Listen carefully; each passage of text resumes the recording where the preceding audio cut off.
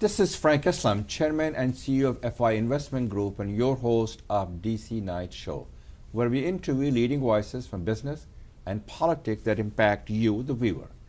Today we are fortunate to have a distinguished guest, Professor and Ambassador Akbar Ahmed. Dr. Ahmed, nice to see you. He inspires all of us to do well but do good. He's a firm believer in building the bridges of understanding and cooperation with various faiths. We owe him a sincere gratitude for his leadership and serving our community. Thank you very much for coming to our show. Now, some of the people in the audience are young, and we do want to promote the message and propagate the message, what we believe in it, so they can carry on. Tell us a little bit about yourself to the audience. Frank, first of all, let me thank you for that very warm introduction. In fact, you deserve the praise, not me. You're an ambassador, a real ambassador between so many cultures and faiths. My own, you want something about me, Frank? I have dedicated the last few decades of my life in following you, really promoting understanding, bridge building. But my approach is slightly different in the sense I'm a professor on campus. I'm the chair of Islamic Studies at American University in Washington, D.C. So I have the privilege of working directly with young students. And each year my class has mainly Christians, Jews, Muslims, atheists. From all walks of life. All walks, Hindus, Indians, Pakistanis. So it's a really good mixture of the world. And they're very inspiring, these youngsters. So a lot of my work is really a response to the young generation. Because remember, Frank, the majority of the young generation is growing up around 9/11 or after 9/11. So the worldview they have is colored by ideas of the clash of civilizations, of violence, of terrorism, of Islam as a religion, of terrorism. So it is both an opportunity and a challenge. Very good. That's how I respond. So you have been an advocate of bridging the gap between Muslims and non-Muslims and between Muslims and the West. What's your thought on bridging this gap, and how do you go about doing it, and what are the barriers that you have faced in order to make that happen? And I believe, and I'm sure you agree with me, Islam always stood for equality, dignity, and tolerance and respect for other faith. Yes, that's very well put. In fact, I have dedicated my life since 9/11 in conducting 4 major projects, a quartet of projects, and you are familiar with them. The first project was in the Muslim world, and I took a group of my young American students, and they were passionate. And you took you went to a journey in Europe. Yes. That was the last one. So first to the Muslim world, then to America, and then to Europe, then to the tribal areas in the Muslim world, and then to Europe, which is the latest project. So 4 projects in which I took a group of these youngsters. All of us are research scholars, and we are trying to understand the relationship between Muslims and non-Muslims in the context of history and culture. And that is where you learn the problems and how to solve the problems. For example, Frank, in Spain, as you know, Muslims arrived in the 8th century. Yes. And they gave one of the greatest civilizations in the world in Andalusia.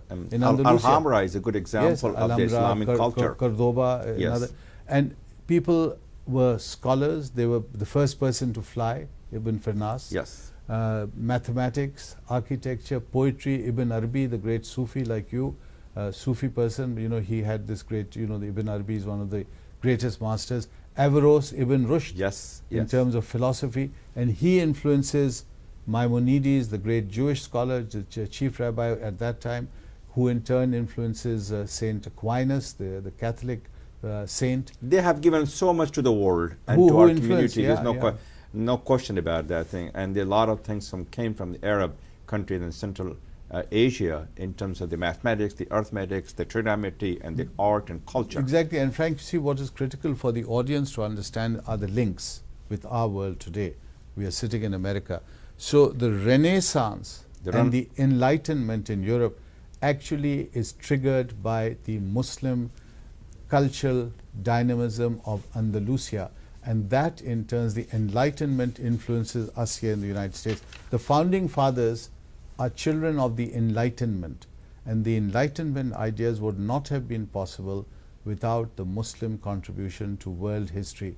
Remember, it's the Muslims who translate Aristotle and Socrates and Plato and advance them. And those ideas in turn about rationalism, logic and reason become the basis of the Enlightenment. Very well said. So my question to you is, we live in a modern world. We live in a society, and especially this general election, which is going on in the United States. We'll talk a little bit about that, and I will ask you some of the questions and also shed some light on it. What are the barriers you're facing in terms of the building the bridges of understanding and cooperation between the Muslims and the non-Muslims world? I know you're very much of a champion of interfaith dialogue. Tell us a little bit about, shed some light on it. I think the biggest challenge is the challenge of ignorance. If people don't know about each other, That's that a good way to becomes put it. it's a huge challenge. So the first task really in interfaith, in understanding, is to build bridges. For example, when I talk to non-Muslims, a lot of them have no idea about Islam and Islam's attitude to women, Islam's attitude to knowledge, Islam's attitude to violence, and they will have a negative idea and they will say, but Islam is like this. And when I say no, on the contrary, Islam is the opposite. For knowledge, for example, when I tell my students that the Quran uses the word God the most in the book of the Quran, the second most used word in the Quran after the word for God is ilm or knowledge. So just think of what I've said, Frank, that you have ilm repeated throughout the Quran. So Muslims are being told, they're being ordered that in your life, whether you're a man or a woman, young or old, it is your duty as a good Muslim to try to understand the world we live in. Now, didn't Socrates say, know thyself? So you see, you go back to the basis of European civilization, where European philosophers are also reaching out to understand. That's exactly what Islam is doing. How do you go about the challenges, the issue that you face in terms of having the dialogue and discussion between the Muslims and the non-Muslim people? I know you went to Europe, you do that thing in the United States. What are the questions they ask? And I think you talk about ignorance, which is a very, as you know, the education frees the human mind from the shackles of ignorance. That's the best way to discuss it. It's education and knowledge. You talked about it. What are the obstacles do you face, and what have been your success story in making that happen? Well, what I've tried is, Frank, not only to write books and do research, which is what I do with my team, but also to try to make films. So we address a large audience. So the films, you just did something called Noor. Can you shed some light? What happened? Noor was different. Noor was... so you had another one? Yes. Okay, you can tell that I was not familiar with that. That's good. Yes, the latest film is Journey into Europe. Okay. It runs parallel to the book called Journey into Europe, which is being published by Brookings. Yes. The film is already complete. We've shown it at the State Department, at the National Cathedral in London. We showed it at SOAS.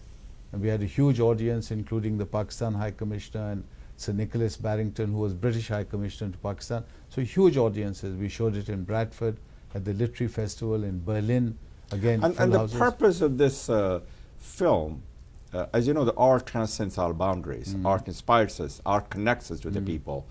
So the purpose of this movie that you have, what have been the reactions and what have been a success story? We've had terrific reactions because the film really is a visual of how people can live together who are different. In peace and harmony. In peace and harmony in difficult times. So what we do in the film, you'll hear the Chief Rabbi, you'll hear the Archbishop of Canterbury, you'll hear the Grand Mufti, you'll hear amazing voices. You will also hear those right-wing voices who are saying, we don't like foreigners, foreigners should be thrown out, Muslims are violent, Muslims are terrorists. So the entire picture of society is presented to you, and I allow the viewer to see the film, and at the end of the film, I point out that if we have to work towards a peaceful world, a harmonious world, this is what we have to do. So the choice is given to the viewer. He's seeing the film, he's going through Andalusia, the Ottomans, the imperialism, then the immigrant stories in Europe today, and then it allows the viewer to come to the conclusion that they must do something positive. They cannot sit on the fence. They have to be involved in promoting the dialogue of civilizations. It's a very powerful tool, especially for the young. When we show this on campus, we showed it at American University, and of course, you're a great patron and friend of the university. Thank you. We had a packed hall, and after the film, so many youngsters came up to me who I didn't know, and they said, what can we do to help you show this film, and how can we distribute it? So is it really a matter of what I consider being engaged and involved and informed? Yes. That's the best way to put it. As you know, there's a lot of debate and discussions in the U.S. presidential elections with regard to the banning the Muslims. Hope rather than fear, anger and anxiety rather than aspirations and dreams. Optimism, which I believe in, rather than pessimism. What's your thoughts on it, and how does that affect the Muslims in general in America and all over the world? Well, it has obviously a very discouraging effect on Muslims. There are several million Muslims here, about 7-8 million Muslims. These are estimates. Many of them are contributing at different levels of society and contributing very generously, like yes, you. They are. You're a good example of that. You've had the greatest American iconic cultural figure, Muhammad Ali, who passed away recently. Yes, indeed. We've got 2 congressmen. So Muslims are making big contributions. So they're socially, economically, politically integrated into the society, yes, and contributed as a doctor, engineer, exactly. professor. All levels, all levels. At all and levels. so they're not a burden, number one. Number two, they've never been a burden. Never, but they've been here as a choice. They are a Muslim and American. Yes, and they're here by choice, which means that they are engineers, doctors who came with their degrees, with some of them bringing their wealth here as entrepreneurs and so on. It's a different story in Europe, because I'm doing a comparison between Muslims in Europe, Muslims in America. It's very interesting. So Muslims in America have a slightly different position here. Is that because they're integrated into Different the society? reasons. America is not a colonial power. Okay. So when you come here, you come as a free citizen, you pass the test and you become American. You're like any other American next day with your passport. So it's a melting pot? Yes, it is like a melting pot, which now is being challenged. Yes, now we've opened up this challenged. whole question, who is a Muslim, who is an American, who's a good American, and the idea that some people are propagating that Muslims cannot be American. So ban all Muslims, don't allow them in at all. That is creating a lot of prejudice. Muslims are being attacked, women in hijab are attacked. You've had this terrible incident of the Imam in New York and his assistant being murdered. Being murdered. This is happening quite frequently. So these are signs of alarm which American society should be alarmed about and stop, because this is persecuting a minority, and America is the one country which is very conscious of not persecuting minorities and being a champion of human rights. Now Europe's story is different, because Europe's story has the colonial background, the imperial background. So France went to North Africa, Britain went to South Asia, our part of the world. So the story there is a very different one, and the relationship is different between the mother country and the former colonies. So when the immigrants come to Europe, they bring some of that cultural baggage with them. So and that sets the tone. So there's a built-in culture they bring it to their shore, which creates an asymmetrical relationship. So the third generation growing up in Europe feels genuinely, we are French, we are born here, or we are British, we are born here, we have a passport, but we are not fully accepted. And the problem then becomes the problem of the third generation, the youngsters. If you look at the list of the terrorists, of the people who've gone to join ISIS, there's something like 5,000 Europeans who've gone to join ISIS. That's a very large number. It's a massive failure of the Muslim leadership, of the administration, for allowing this kind of unhappiness, desperation, violence, whatever you call it, for these numbers to be able to go abroad and join ISIS against their own countries. Now what is happening there? What is happening is that those people, those youngsters, feel torn between two cultures. They're neither one anymore nor the other. So they go back to Pakistan or Turkey, and the Turks will say, you're not Turks, you're Germans. They come back to Germany, and the Germans will say, you're not really Germans, you're Turks. And they say, but we are born here, we speak German, my wife is a German. No, you're Turk. Your name is Ahmed or some Muslim name. Right. So you have that problem of integration, which you did not have in America, and Muslims would not have faced if 9/11 had not happened.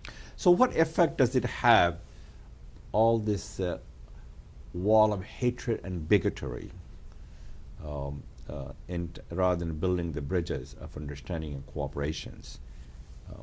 A darkness versus the light. Frank, what happens is what effect does it have the Muslims in this country around the world? it has These are not the value that binds us together as an American. what effect it has is it has a knock-on effect, because this is a slippery slope. Today you are persecuting Muslims. So today you are a victim, tomorrow someone else will be the victim. Exactly. It's a slippery slope. Today, as is happening, as you're hearing this, today Muslims were being attacked, so we'll ban Muslims. Soon after you said the Mexicans are rapists and Mexicans are murderers. Then it was the turn of the Jewish community. Then the African American people were shouting. Even the Catholic, the President Kennedy, they didn't want him but that to be was the President of the United States in the past. 1960. We are talking about today. Today. 2016, these prejudices are now being expressed so openly. And why is it dangerous? Because every second American, I don't even say second, I think every American owns guns. So you're angry, you feel some minority is responsible for your problems, you take a gun and you go out and start shooting. This is happening today in America. I say this with great regret because I really admire this great country. Something like 40 to 50,000 murders take place annually. That is just too much. That's just too much. Why is it happening? People are angry. People are just feel they have the liberty to pick up their gun according to the Constitution and go and shoot someone. Now, if that is happening, Frank, in this environment, you ask yourself, when there's so much hatred building up against one minority, the Muslim minority, where will it all end? That's the big question the Muslim leaders like you have to ask yourselves. So what, as we enter into this presidential elections, and it's in November, it's not that far from here, what kind of message do you have for the Muslims in terms of an America which has become divisive, an America, and this fellow who's leading the Republican Party is a dangerous, divisive demagogue. That's what the people say. Who is he to name him? Donald Trump. Obviously, he is the president. He is the party nominee for the Republican. What I want to talk about this is the America always stood and has been a beacon of hope, aspirations, and dream. My story can only happen in America. The values that binds us together is America's openness and inclusiveness and equal opportunity to all, and the freedom of faith. You cannot ban freedom of faith as part of the Constitution, which is what's happening, which is what Mr. Khan said very eloquently at the DNC convention, and I was impressed by him, what he said. So the question really is, where do we go from here? What's your thoughts to the Muslims and all over the world? This is not the values of America that we believe in.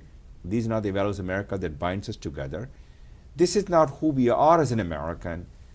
But Mr. Trump is appealing to the fear, anger, and anxiety, and his constituency is mostly uneducated white people. The question is, where do we go from here? Frank, I've thought a lot about this, and I've been studying this and writing about this for decades. I really feel that the Muslim community has to thank Mr. Trump for a great deal. He has succeeded where no Muslim leader has succeeded, including you.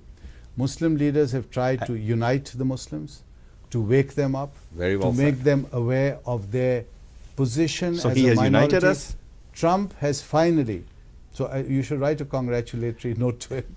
He has woken them, he has alarmed them, he has united them, and he has convinced them, for the first time I'm seeing this, that they must participate in the political system because the stakes They must are so be active high. participant in the political Active, process. because if they lose and sit it out, and then someone like him comes who's overtly hostile to them, they will have no one to blame except themselves. So in that sense, this has been one of those ironic twists in history where a man like Trump has actually united them and woken them up. So I feel that the Muslim community now needs to be very acutely involved in the political process. They need to be active. They have incredible talent here. You know, people keep saying, when I meet Muslims, I'm a Pakistani, I'm an Arab, I'm a Bengali. They need to unite as a body. They need to show their impact.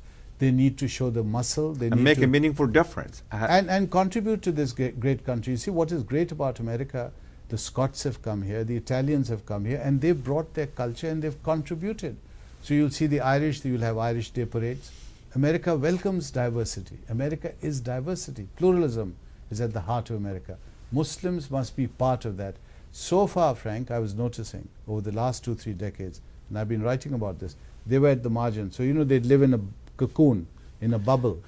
I've heard debates about Muslims. This is just in my last project on America.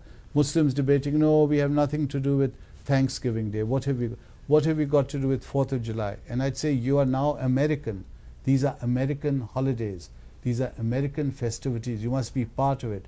Now, Frank Islam, thanks to Mr. Trump, Muslims are now happily joining 4th of July and Thanksgiving and saying we want to be American. This is a push. He has pushed you into the deep end. You must learn to swim now and you will emerge successful, inshallah. So the question to you is, you said it very well that we have to thank Donald Trump because of and don't let your friend Hillary Clinton hear that. I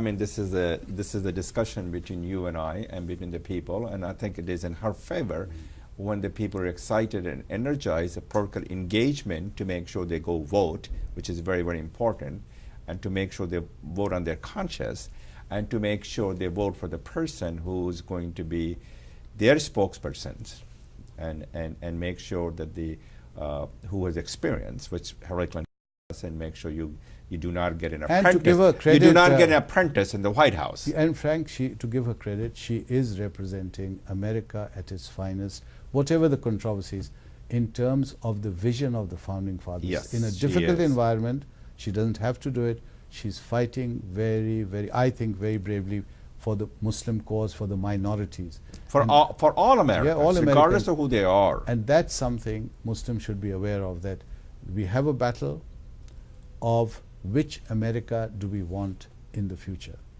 This kind of An America which is a kinder and gentler. Yes. An America that appeals to the hope, not to the fear. Yes.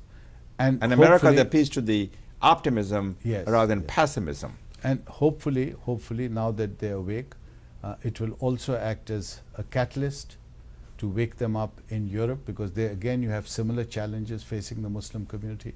You have challenges in the Muslim world, and I think our next session on television should discuss the Muslim world. Right now we are talking of America.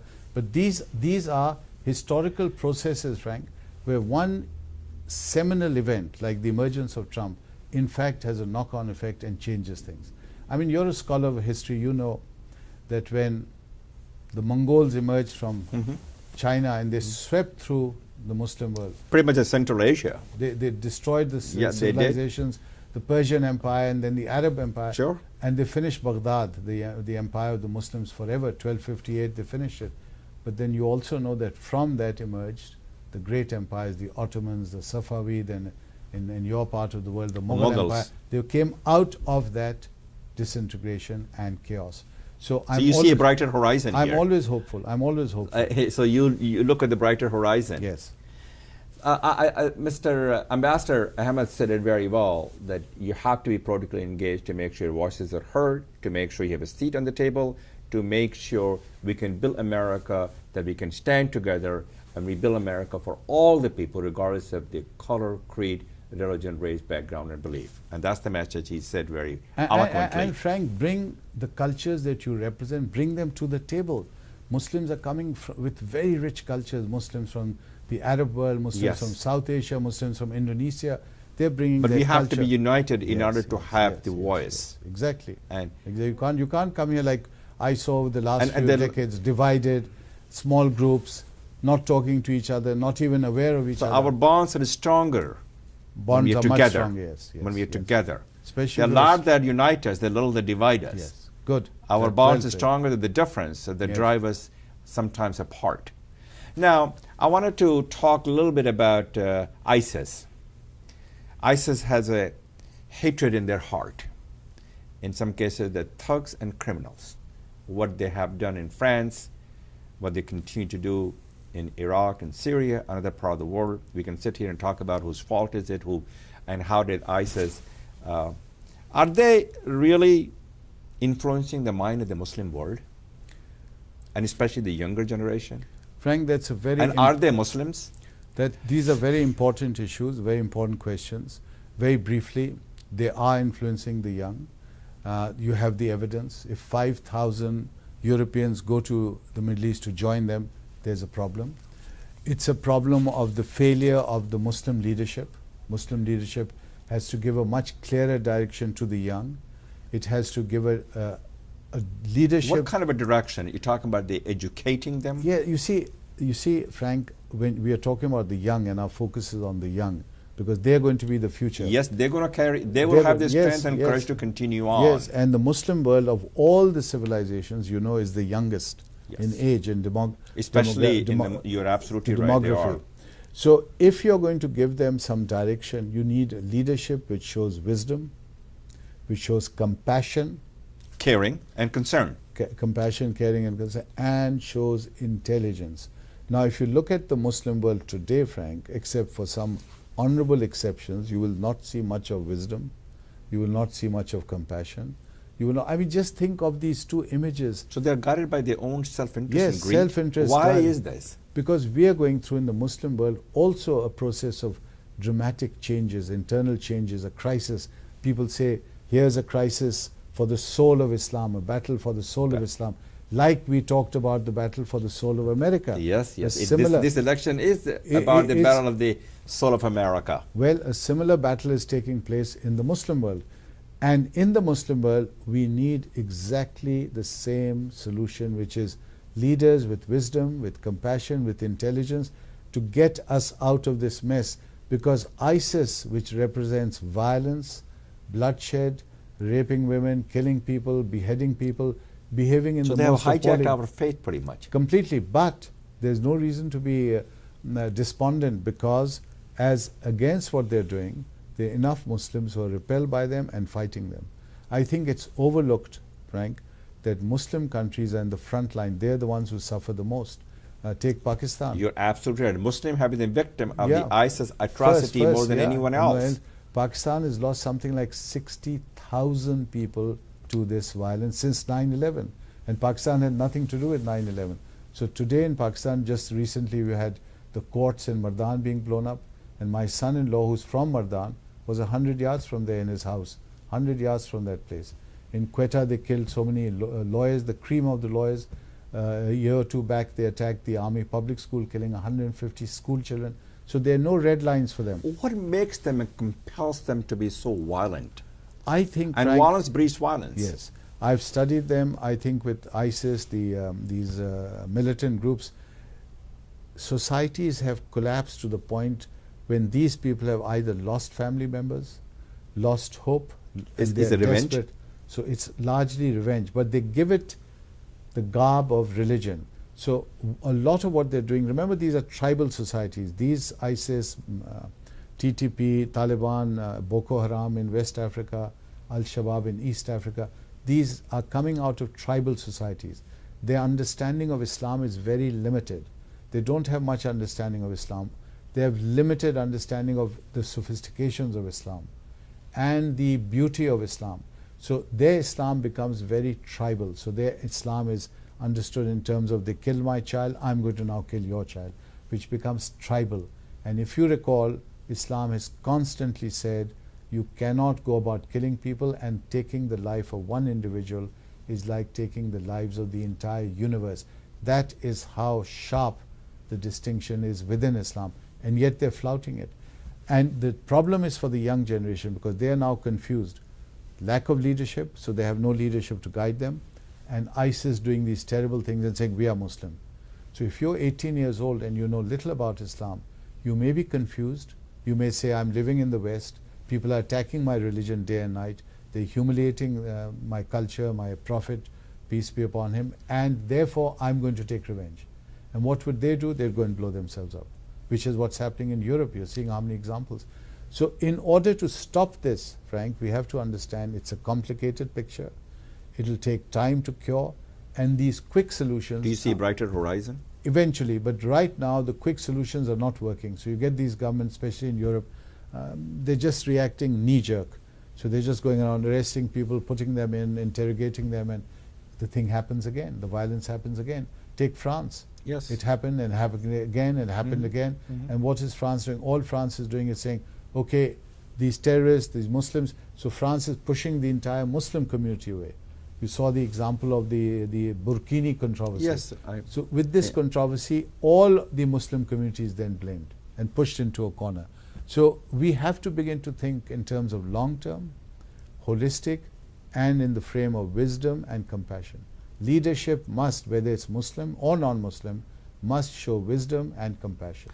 And we, people like you, who are leader of the community and the imams in the mosque, and they all of them, have a shared goal and shared responsibility. And their shared goals is to educate the younger people and explain to them that how important, this is not part of the Islam that we believe in it.